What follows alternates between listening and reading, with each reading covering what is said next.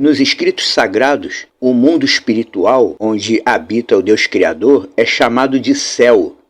Dizemos que ele criou os céus. Céus no plural, porque seriam várias regiões dentro do mundo espiritual.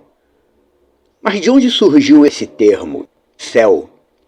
A palavra céu, como a gente conhece, vem do latim coelon ou caelon, que significa abóboda, cúpula. Mas a palavra para céu, os céus em hebraico, é shamaim, que é uma palavra no plural.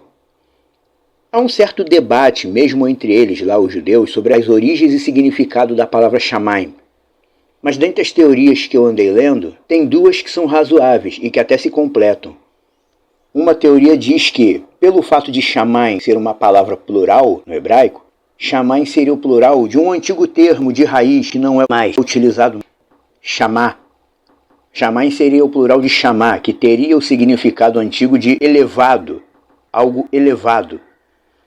Assim, a ideia contida nesse significado é que, ao dizer que Yah, o Deus Eterno, criou os céus, estaríamos dizendo que ele criou os lugares elevados, os lugares que estão acima.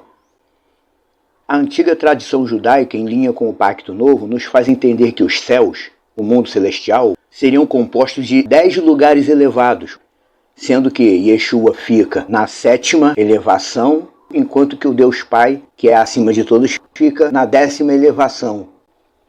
Essa é a primeira teoria. A segunda é que a palavra shamaim pode ser a junção de duas palavras. Maim, que significa água, e o prefixo she, a letra shin, que pode ser lido como she ou chá, dependendo de como se junta a palavra, que significa algo como o qual, ou que, ou semelhante a. Que aí, juntando she com a palavra maim, estaríamos falando a respeito de algo que é como a água, ou que é de água, feito de água. Essas duas teorias, elas não são opostas entre si, elas se completam, tanto a primeira como a segunda opção, nos ensinando que Yah habita nos lugares elevados, que são feitos de água. Como podemos ver no livro de Enoque, tem várias passagens descrevendo a habitação celestial como um lugar onde tem muita água, e onde tem receptáculos e salas feitas de gelo, coisas feitas de água, coisas feitas de gelo, e nas divisões entre um plano e outro, sempre muita água ou algo feito de gelo.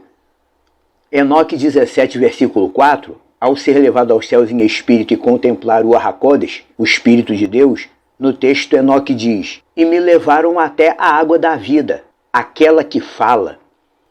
O Espírito do Deus Eterno é chamado por Enoque de a água que fala, uma água que tem vida. Por isso que Yeshua usa o termo águas vivas. Aquele que é fiel a mim, de dentro dele fluirão rios de águas vivas. A água é um elemento enigmático dentro do universo da criação divina.